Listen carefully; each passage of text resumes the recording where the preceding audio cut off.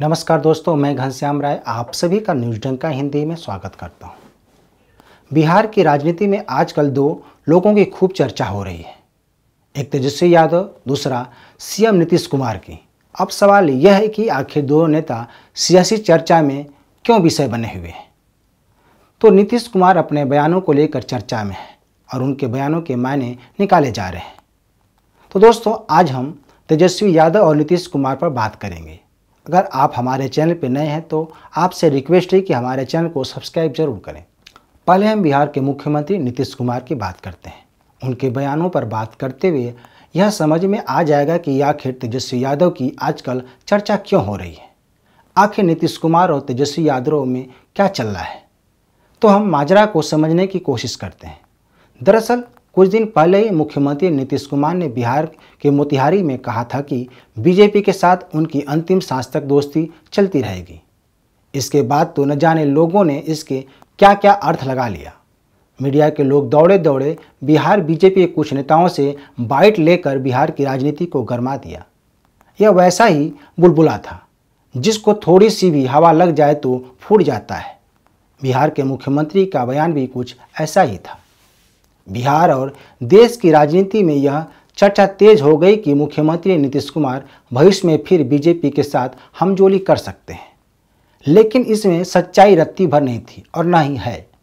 Media ने इसे खूब हवा दी, लेकिन नीतीश कुमार का बयान वैसा ही था जैसे रोते बच्चे को टॉफी देकर भड़ाना फुसलाना।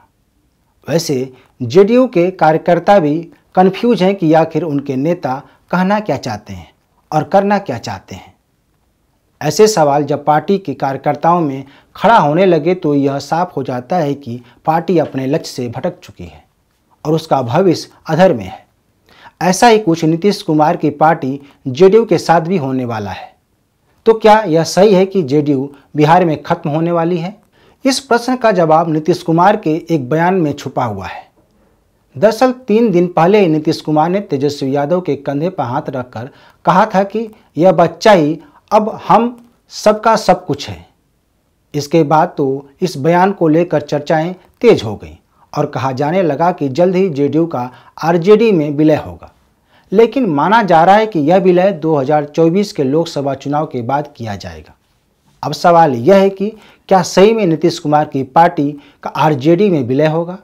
अगर ऐसा होगा तो क्यों होगा, यह बड़ा सवाल है। और यह कौन सा कारण है जिसके कारण जेडीयू का आरजेडी में विलय होगा?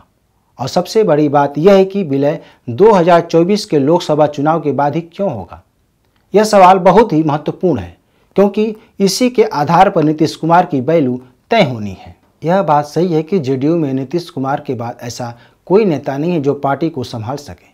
हालांकि जब राजनीतिक रणनीतिकार प्रशांत किशोर जेडीयू में थे तो यह कहा जा रहा था कि वे नीतीश कुमार के उत्तराधिकारी होंगे, लेकिन उनके पार्टी से जाने के बाद ऐसा कोई भी नेता सामने नहीं आया जो जेडीयू को संभाल सके। वर्तमान में कहा जा रहा है कि जेडीयू में दूसरे पंक्ति में ऐसा कोई नेता नहीं है जो पार्टी का भार उठा सके। हालांकि ये भी कहा जा रहा है कि कुछ नेता आरजेडी के साथ जाने के पक्ष में हैं तो कुछ इसके विरोध में हैं। इस लिहाज से कहा जा सकता है कि जेडीयू का आरजेडी में विलय होना तय है। वहीं यह भी बताया जा रहा है कि नीतीश कुमार अब दिल्ली की राजनीति करने के लिए मन बना लिया है। उन्होंने कुछ दिन पहले ही राज्यसभा में जाने की मंशा जाहिर की थी। इसके अलावा बताया जा रहा है कि इंडिया गठबंधन में पीएम दावेदारी पर दबाव बनाने के लिए भी ऐसा कर रहे हैं। हालांकि इसमें कितनी सच्चाई है यह देखना बड़ा दिलचस्प होगा। अब सवाल यह है कि आखिर जेडीयू और आरजेडी का विलय 2024 के लोकसभा चुनाव बाद ही क्यों होगा? इसके अलावा यह भी कहा जा रहा है कि नीतीश कुमार की अब बिहार में राजनीति समाप्ति की ओर है। जिस तरह से वे पाला बदलते हैं उसे देखते हुए बिहार के लोगों में उनके प्रति भरोसा कम हुआ है।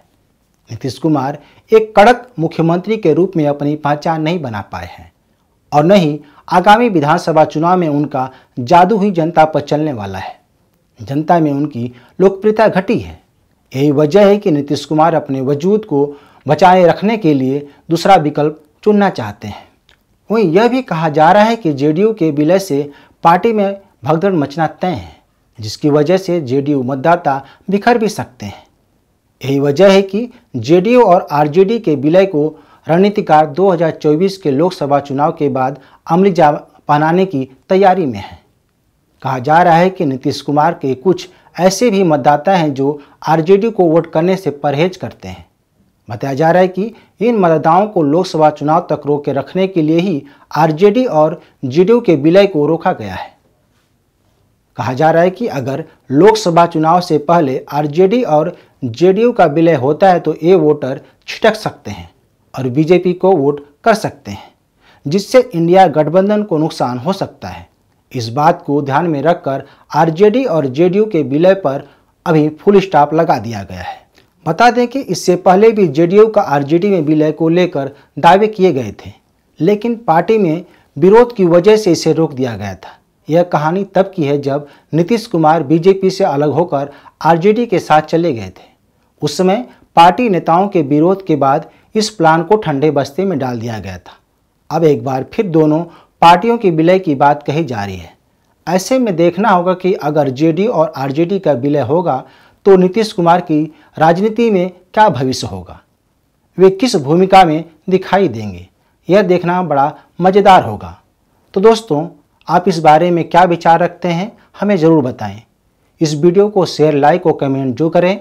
हमारे YouTube चैनल को सब्सक्राइब करना न भूलें। धन्यवाद।